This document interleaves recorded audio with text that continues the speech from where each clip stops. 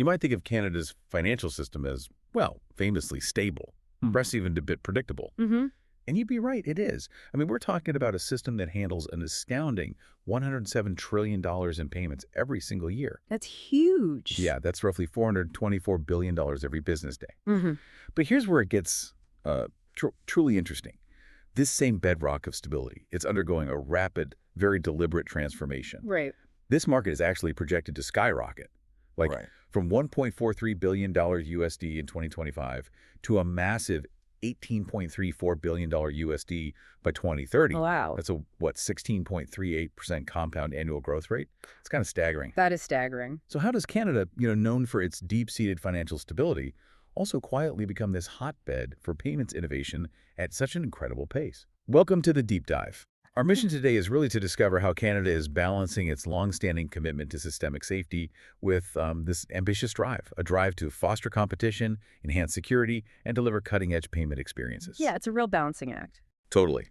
We're going to look at the current landscape, the major shifts underway, and yeah, some unexpected trends shaping its future for businesses and consumers like you. So, to really understand where Canada's payments are headed, I think we need to appreciate the foundational infrastructure it's built on. Absolutely. It's some serious plumbing. It really is. At its core, the entire system is orchestrated by Payments Canada. They operate the national clearing and settlement infrastructure. Okay. And within that, there are basically two foundational pillars that underpin everything. The first is LINX. That's the high-value payment system. You might remember it as the LVTS. Right, the old name. Yeah. This is where those truly large, time-critical exchanges happen between the financial institutions. It's moving those trillions of dollars you just mentioned, the $424 billion a day. Wow. And a crucial development here is LINX's transition to the ISO 2022 messaging standard. That's a global protocol. Okay, so what does that actually mean in practice? Well, this isn't just a technical upgrade. It's really about embedding richer, more structured data with every single payment. Think of it like giving each payment a detailed digital passport, which vastly improves things like fraud detection and, crucially, opens up possibilities for entirely new financial services built on that data. So it's not just about moving money fast, but moving it with a whole lot more intelligence attached. That makes sense. Exactly. Intelligence and context. And for the vast majority of our everyday transactions, the smaller stuff, what system is handling those? Right. For the daily flow, that's where the Automated Clearing Settlement System, or ACSS, comes in. ACSS, okay. This handles the bulk of our retail payments, everything from, still checks, direct deposits, ATM withdrawals, and all those point-of-sale transactions we make constantly. Got it. And importantly, both LINX and the ACSS are designated systems under the Payment Clearing and Settlement Act, which places them under the strict oversight of the Bank of Canada. That's all about ensuring systemic risks are always minimized. Right, that's stability focus again. This robust foundational infrastructure is really the bedrock, then, for Canada's multi-year modernization program. Payments Canada kicked that off back in 2016, right? That's right, 2016. The goal was, I gather, to update the system to meet several core needs, including faster payments, more data. Exactly. Faster, data-rich payments were key objectives. And the centerpiece of this program is the real-time rail, the RTR. Yes, the RCR. Which promises instant, irrevocable, and data-rich payments available 2,147, 365 days a year. That's the dream. That is the vision. The technical build for the RTR is actually on track for completion in Q3 2025, I read, with testing to follow. Yes, build completion then, a very thorough testing phase. Now, we've heard some discussion, maybe some grumbling about the RTR's timeline compared to other countries, places that already rolled out real-time systems.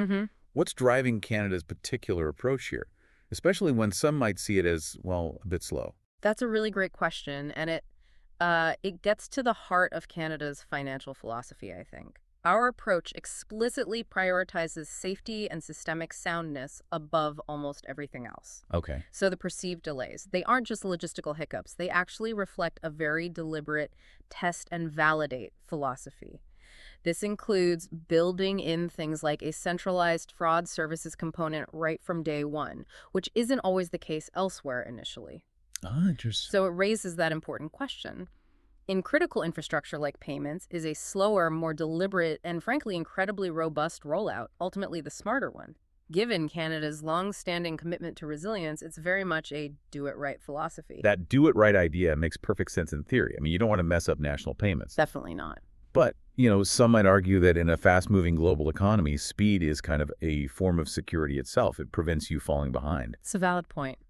Is there a risk that doing it right can actually put Canada behind? Yeah. Or has this caution genuinely been, validated? It's definitely a tension, absolutely. But Canada has actually seen firsthand the profound impact of systemic failures quite recently. You mean the Rogers outage? Exactly. That. The 2022 Rogers outage serves as a really stark example.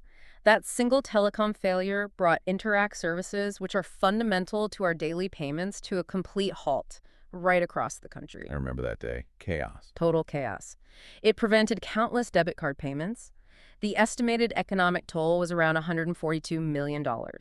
So this incident wasn't just some technical glitch, it was a systemic shock. And in hindsight, it really validated Canada's deep-seated emphasis on building robust, resilient infrastructure. Yeah. It highlighted just how interconnected everything is in our digital world, and that demands regulation and resilience that extend far beyond just the traditional banks. It reinforces why a deliberate, safe rollout for something like the RTR is seen as absolutely paramount. That must have been a truly chaotic day for so many people. I remember trying to pay for groceries and everything just froze. It really brings home how fragile our digital systems can be, even the things we completely take for granted. It does. Okay, so moving from infrastructure.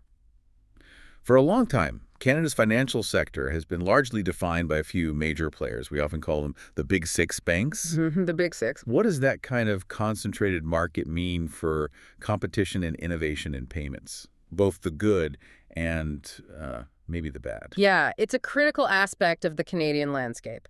The big six banks, they generate over 3/4 of all banking revenue. And they hold a very, very strong position in payments. Their major shareholders in Interac are Single National Debit Network, and they're the leading issuers of Visa and MasterCard credit cards. So this market structure has definitely been a bit of a double-edged sword. How so? Well, on one hand, it's absolutely contributed to the stability and profitability of Canada's banking system. Remember how resilient it was during the global financial crisis? True, very stable then. But on the other hand, it's often cited as a reason for maybe a slower pace of fintech innovation here. And sometimes limited consumer choice compared to countries with more open, fragmented markets like the US or the UK. So stability, but maybe at the cost of rapid innovation. For a while, at least. Kind of, yeah. That's the trade-off sometimes. But it sounds like policymakers are now deliberately trying to maybe shake things up, create a more competitive environment. They are. We've seen a pretty significant policy intervention recently with new interchange fee caps, haven't we? Absolutely. And this isn't just some minor tweak. It's a very deliberate policy effort designed to rebalance the playing field somewhat. Starting in October 2024, consumer credit interchange fees on qualifying small business transactions cannot exceed 0.95%. 0.95, okay. Which represents a significant drop, about 27%. Yeah. And it's projected to remove roughly $1 billion USD of income from card issuers over 5 years. $1 billion, that's substantial. It is. And if we connect this to the bigger picture, it forces banks to adjust their strategies, right? Yeah. They might trim rewards programs, maybe introduce new fees elsewhere, but crucially, it drives them toward exploring alternative revenue streams, often data-driven services. Oh, okay. And this action implicitly creates new opportunities for fintechs by eroding a major revenue barrier that really favored the incumbents. So what does this all mean for, for you listening as a consumer or maybe a business owner? It sounds like this is directly designed to spur more choice and innovation by creating a more level playing field. I think that's fair. It's almost like the government is strategically trying to force innovation through regulation. That's a good way to put it. It's a strategic move to foster a more dynamic ecosystem. It pushes the established banks to innovate beyond their traditional, highly profitable card revenues, and at the same time, it opens doors for new entrants, like payment service providers. Interesting. It signals a shift, perhaps, from relying solely on market forces to a more active policy hand in shaping that competitive landscape. Okay, these policy shifts are clearly influencing the supply side of the payments market. Right. The providers. But what about the demand side? How are Canadians actually choosing to pay for things amidst all this change? Yeah, what are people actually doing? Exactly. And there are some really surprising trends here when we look at the 2023 data. Canadians made 21.7 billion retail payment transactions, totaling $11.9 trillion. Huge numbers again. Enormous. And if we break that down by volume, Credit cards actually lead at 33%, Okay. followed very closely by debit at 30%. Electronic funds transfers, EFTs, account for about 15%. And then online transfers, think Interac e-transfer, PayPal, they're at 6%. Only 6% for online transfers. That seems low. Well, it's growing fast. Interestingly, online transfers, for the first time ever, actually surpassed checks by volume for business payments, Wow, for businesses. Okay. making them the fastest growing payment type overall. We're seeing Ooh. huge digital adoption elsewhere, too. Contactless tap rate penetration is now above 81%. Wow, over 80%. Yeah. And digital wallets are the fastest growing method at the point of sale. They're showing an 18.1% compound annual growth rate. And in-store mobile contactless payments, up 42% in 2023 alone. That's now 23% of total contactless volume. So the digital shift is definitely happening. Oh, it's undeniable. Those digital numbers are certainly impressive. Paints a picture of a nation rapidly embracing digital payments. But despite all this digital growth, there's a really fascinating trend emerging with cash in Canada. Yes, the cash paradox. Exactly. It seems to buck global patterns. A 2024 Bank of Canada survey found Canadians had an average of $156 in cash. That's an increase of $16 from the previous year. An increase, yeah. But here's the truly surprising detail from that study. No. While older Canadians, those 55 and up, are most likely to carry cash, the youngest cohort, ages 18 to 34, actually holds the most cash on average, $206. Isn't that something? $206 on average for the youngest group. It really is. Yeah. And there's this fascinating perception-reality gap in fraud here, too. A 2025 Payments Canada study found that 13% of Canadians experienced payment fraud overall. Okay. But, and here's the kicker, the same study revealed Canadians experience nearly 3 times more fraud using cash compared to credit cards. 3 times more with cash. Yeah. Despite many perceiving cash as the safest method. Yeah. That's genuinely surprising to me. It is counterintuitive. Why do you think that is? What does it tell us about consumer behavior, especially with younger generations holding the most cash and this clear disconnect on security? That's a great question, and it points to something really interesting, I think. A cultural undercurrent that's maybe more nuanced than just a simple digital or cash divide. While it's tempting to see the younger cohort's cash usage as maybe some form of rebellion against digital, Right. some research suggests they might use cash for things like micro-budgeting or as a way to physically control spending in an environment that's just saturated with easy digital credit. Like a tangible limit. Exactly, a tangible limit. It also might hint at a potential trust gap, perhaps in digital security or even in the financial institutions themselves, especially among a generation that's grown up seeing major data breaches happen. That makes sense, too. And the perception that cash is safest, despite the evidence on fraud, suggests a really crucial need for better public education on payment security across all methods. It really highlights that the Canadian market isn't undergoing some monolithic digital shift. It's more like a layered transformation, Layered, yeah. where the ecosystem needs to cater to a really diverse range of preferences and perceptions all at the same time. That makes a lot of sense. Viewing it as a tool for financial control, not just a throwback. Precisely. Okay, so we've explored the foundations, the push for competitive change, and these intriguing current payment trends, like the cash thing. What's next for Canada? How do we make the payment system even more secure and innovative, especially as it expands beyond just the traditional banks? Yeah, you're hitting on a critical point there. A landmark piece of legislation, the Retail Payment Activities Act, or RPAA, We're PAA. becomes effective on November 1st, 2024. This is huge because it extends the regulatory perimeter beyond traditional financial institutions to include payment service providers, PSPs, and other tech companies involved in payments. So fintechs, payment processors. Exactly. They'll now be required to register with the Bank of Canada and comply with strict guidelines. It's all about ensuring transaction safety and reliability. This truly broadens who is accountable for the security and stability of our payment system. And this isn't just like a proactive, forward-looking measure, right? Yeah. It's also a direct policy response to some very real-world events that have exposed vulnerabilities. Oh, absolutely. The RPAA is a direct outcome of the 2022 Rogers outage, which, as we discussed, really exposed critical systemic risks posed by non-bank third parties. Right. And international examples like the Synapse bankruptcy down in the U.S. also served as vivid illustrations of what can happen when critical infrastructure or parts of it remain unregulated. Yeah, that was messy. Very messy. So the RPA is really a strategic initiative to encompass the entire digital payment value chain, mitigate systemic risk, and ensure accountability across the board. Okay, so stronger regulation covering more players. Mm. Beyond that, another massive shift on the horizon is open banking, or as it's being rebranded here in Canada, consumer-driven banking. Yes, consumer-driven banking. How will that fundamentally change how we interact with our money? This framework is expected to be fully implemented by 2026, and it's a really significant shift. What it means for you, the consumer, is that you'll be able to securely share your financial data with approved third-party applications, and crucially, via application programming interfaces, or APIs. AGIs. This is a major shift away from the less secure practice of screen scraping. Where you give them your login details. Exactly.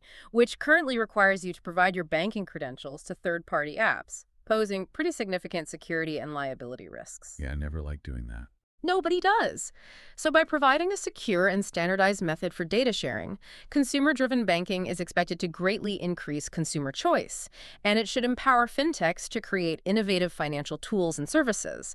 Think more personalized budgeting apps, sophisticated credit-building tools, seamless investment platforms, that kind of thing.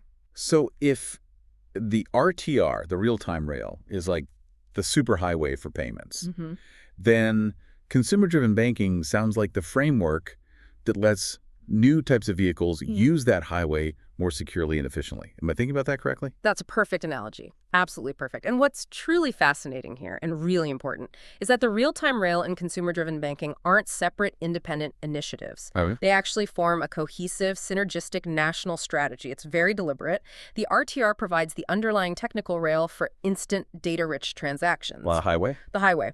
While the consumer-driven banking framework provides the secure policy and technical access for fintechs to build new applications and services on top of that rail. So they work together. Exactly. It's an integrated approach designed to systematically address Canada's innovation needs while always upholding that core commitment to security and stability. And beyond these major infrastructure and policy shifts, we're seeing some exciting emerging technologies on the horizon too, right? Things that will likely impact our payment experiences. Definitely. Generative AI, or Gen AI, is a big one everyone's talking about. AI in payments. Yeah. Nearly half of Canadian businesses intend to use Gen AI for efficiency. Particularly in fraud detection and prevention, imagine systems that learn and adapt to new fraud patterns in real time. That would be powerful. Hugely powerful. It's also being explored for automating payment processing and creating highly personalized customer experiences. And we're also seeing rapid growth in the use of wearables for payments. Like smartwatches. Exactly. A 32% increase in volume and 34% in value in 2023 alone. It's taking off. Yeah. And of course, the Bank of Canada is actively exploring the potential of a central bank digital currency, CBDC, to complement physical cash, potentially, and ensure Canada's competitiveness in the evolving global digital economy. Still exploratory, but definitely on the radar. What a journey. Okay, so we've journeyed through Canada's payment ecosystem from its robust, stable foundations and historically quite concentrated market to this future driven by intentional policy, technological modernization, and a deep, deep commitment to security. A very deep commitment. We've seen how deliberate delays, perhaps, in the RTR and the introduction of new legislation like the RPAA really underscore that do-it-right philosophy. Yeah. Even if it means moving a bit slower than some international peers. It really makes you think about the unique path Canada is taking, doesn't it? It really does. It's quite distinct. So here's a final thought for you listening. Given Canada's unwavering focus on systemic stability and its integrated approach to modernization with the real-time rail and consumer-driven banking working together, will its slower, perhaps more methodical evolution ultimately position it as a global leader in secure, resilient, and truly user-centric digital payments? And what new payment behaviors or technologies do you think will really break through next in Canada? Maybe something that redefines how we think about financial security altogether.